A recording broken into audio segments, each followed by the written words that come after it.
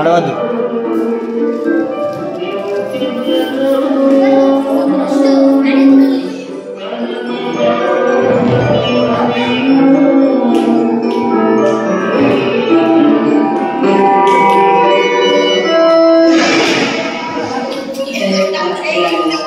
నీకు శుభము, ప్రభు నీకు తోడై ఉన్నాడు.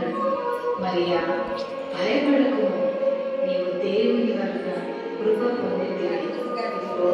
నీవు గర్భము ధరించి కుమారుని కని ఆయనకు యేసు అని పేరు. ఆయన గొప్పవాడై సర్వోన్నతుని కుమారుడనబడను.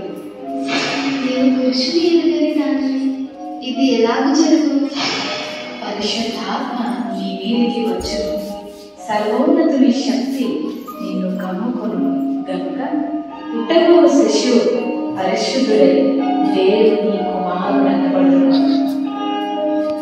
ప్రభు దాసురాలు, నీ మాట చొప్పున నాకు జరుగును గాక.